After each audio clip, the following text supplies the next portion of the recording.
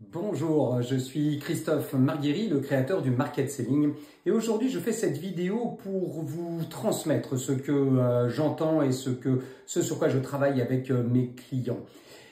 On vous ment sur LinkedIn. Oui, tous ceux qui vous promettent d'avoir des clients et des clients et des clients grâce à LinkedIn vous mentent. LinkedIn n'est pas un outil de prospection à froid. Non, c'est un outil bien différent et je vais vous expliquer pourquoi.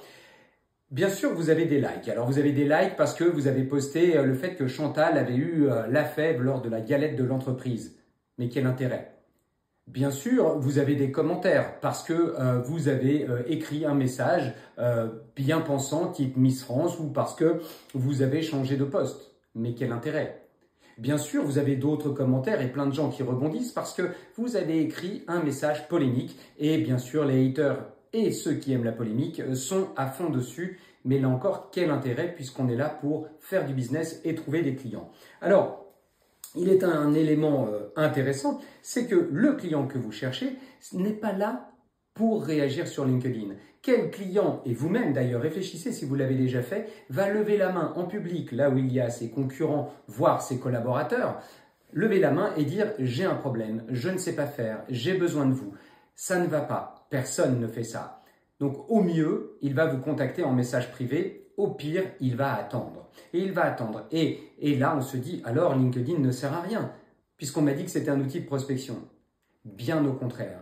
LinkedIn est un atout colossal et notamment c'est un outil que l'on utilise énormément dans le market selling, mais ce n'est pas un outil pour prospecter à froid.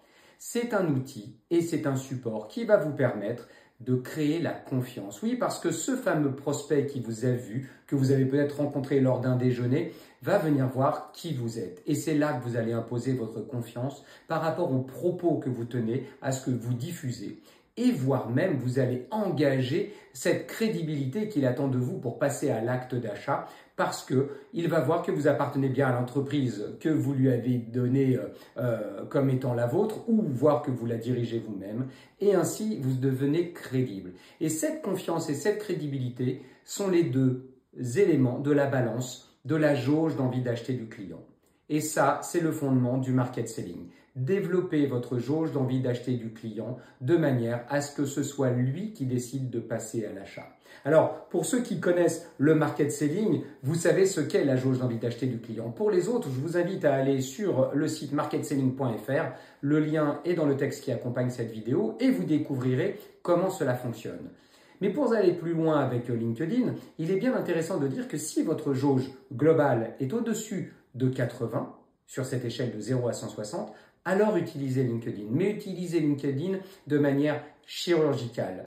Vous allez aller chercher les entreprises qui vous intéressent. Vous allez aller chercher les personnes qui vont être décideurs et décideuses et décider justement de pouvoir travailler avec vous. À ces mêmes personnes-là, vous allez commenter leurs propos, si tant est qu'ils en tiennent, ou leur partager des informations, peut-être d'autres posts d'ailleurs, qui vont les concerner. Vraiment, vous allez donner sans rien attendre en retour. Et vous allez voir que de cette manière-là, vous allez pouvoir construire un échange, voire discuter en message privé. C'est ça LinkedIn aujourd'hui, ça sert à rassurer, à équilibrer, à entamer le phénomène d'avoir confiance en vous pour venir vous voir et attendre que vous soyez crédible pour décider d'acheter.